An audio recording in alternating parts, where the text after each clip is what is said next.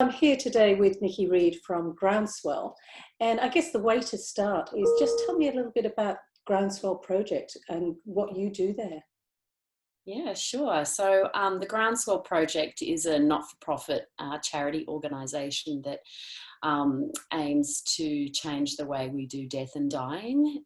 It's largely focused on the social elements of death and dying and bereavement and loss, rather than the medical elements. And we work with communities and organisations and health services and school groups and all sorts of people to either help them change the way they do their work, or to capacity build around the ability to talk about death and dying and contribute to meaningful caring experiences. And what's your role there? So I'm the education, research and impact lead, and I've been in a few roles over the years. I've been with Groundswell off and on since its beginning. I was an early board member, and I've been an artist and an arts worker, but yeah, my most recent work is leading our education programs and directing our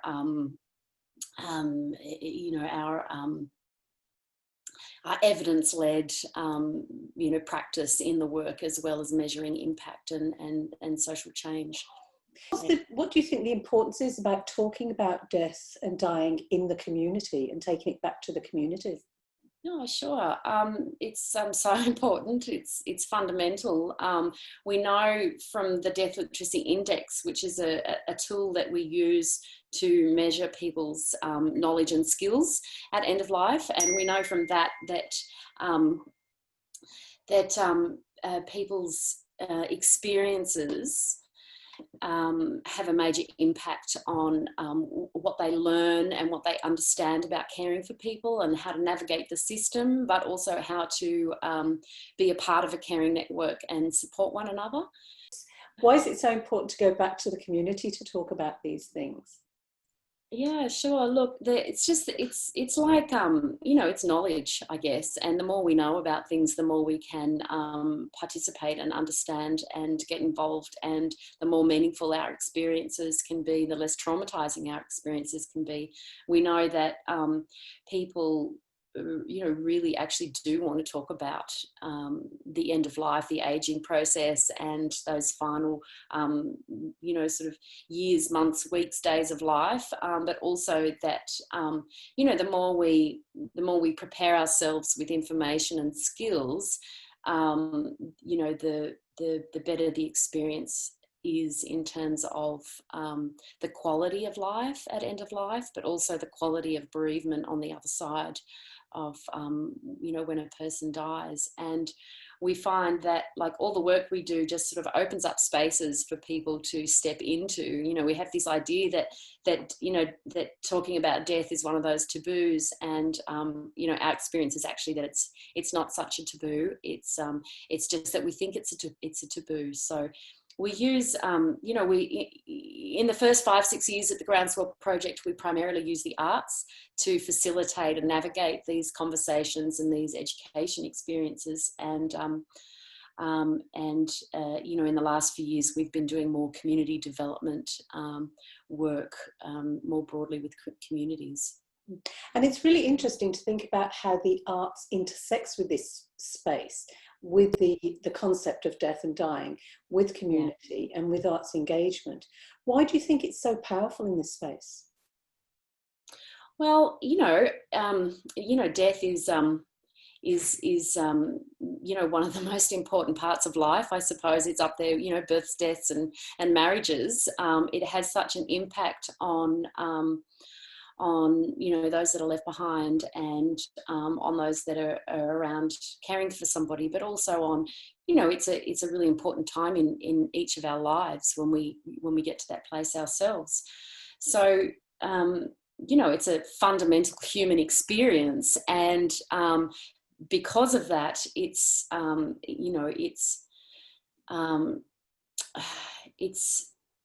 it sort of brings up all the important things about living life, you know, our social connections, our relationships, our framework for living. And, you know, the arts are such a great way to access those conversations around, you know, sort of the more sort of philosophical sides of human experience. I suppose the arts allows for,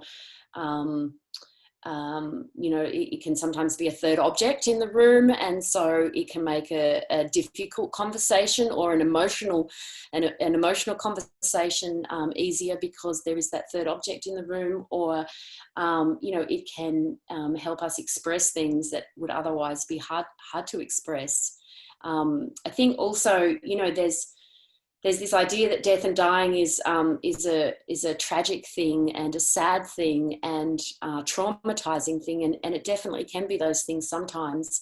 But it's also, you know, the dying time, and, you know, the sort of the rituals around death and funerals and celebrations and things like that can also be very beautiful and life enhancing and enriching. And you know, that's also what the arts what the arts provides us, is that vehicle to really celebrate and you know, express you know, those things where both the beautiful and the painful can exist together.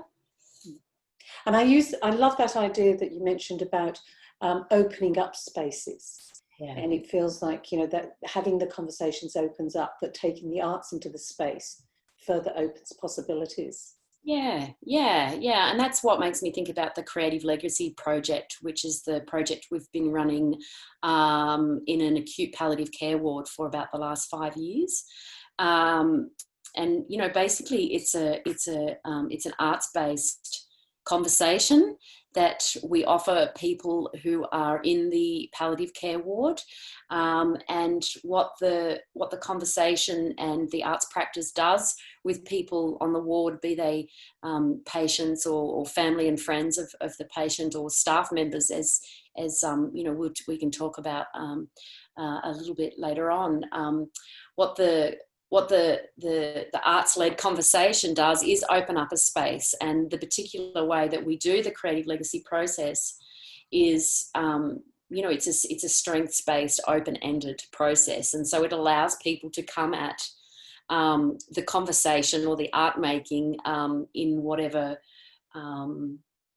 mood they're in that day, or whenever place they're at within themselves, and so people can access the experience, you know, with their sort of the deepest, most meaningful personal stories, or they can access it in a really sort of, you know, more light-hearted and you know, sort of celebratory way. It really depends on what that person wants to bring into that open space through the facilitation of the arts practice and the conversation. So is that working primarily with people receiving care, or with family members, or with staff members? Yeah, so all of those. Most of the work prior to this year has been primarily with the person in the bed in the hospital, or sometimes you know, sometimes the person in the bed is quite close to the end of their life and they don't have the energy or the strength, or sometimes even the consciousness to participate in the process. And then those around the bed are invited to participate.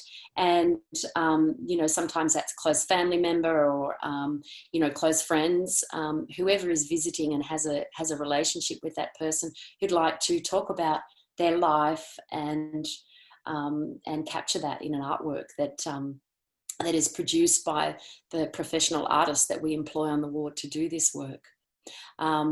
There was a little bit of work done with staff members over the years, but this year in particular, because of COVID and because of the visiting restrictions in the hospital, and because of the you know, the profound impact that COVID has had on the ward, a lot more staff have been involved with directly with the artist this year, and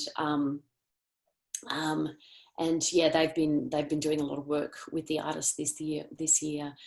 There's been you can only have one visitor by the bed at a time, and that that affects everybody. That affects the staff as well as the person in the bed, and all of their friends and family.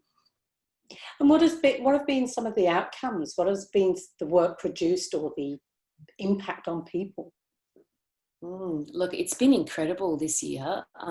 It's been incredible right from the beginning of COVID, because at first the program was suspended as a non-essential service, and we not from the palliative care ward, but sort of from higher up, and it needed to be that in the beginning, while we sort of worked out what is this pandemic that's going on, and then we all decided actually it was an essential program, and we really were going to fight for it. And it only took a little while to get that approval. So while the volunteer services were suspended and are still suspended, we've been able to operate our program on the ward. And so the impact is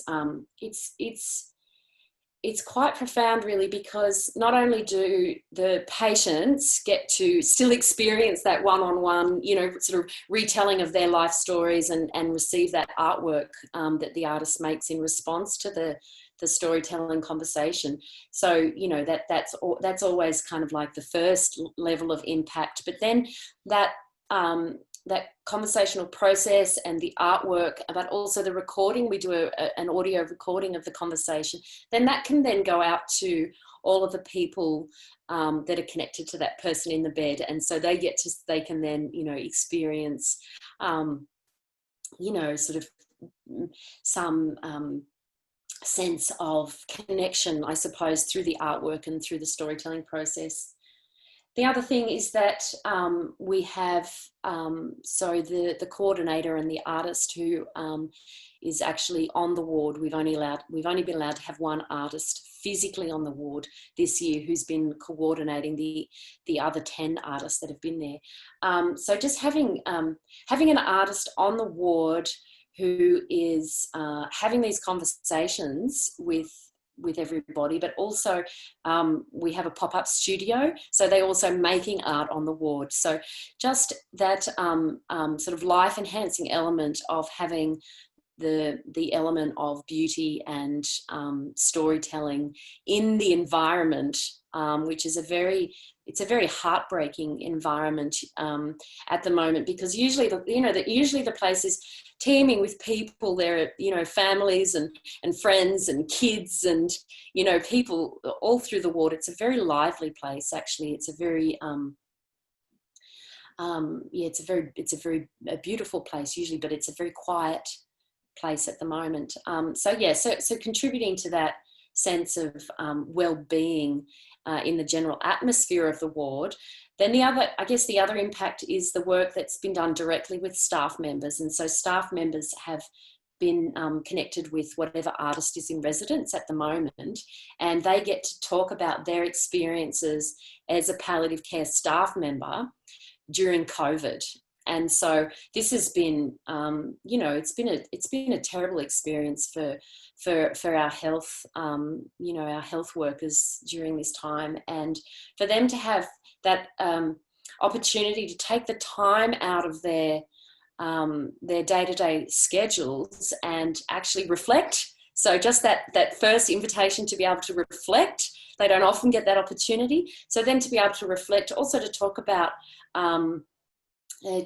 how difficult it's been during COVID, but also what they've been able to do is talk about how, palliative care nurses are incredible humans. They really are, a special breed of nurses anyway, but they also got to talk about the sort of the above and beyond care that they're doing for their patients during this time when they can't have all of the family and their nearest and dearest around the bed. And that really impacts the staff on an emotional level. And so they've been able to sort of, through the medium of the arts, speak out and say, we are caring for your loved ones here.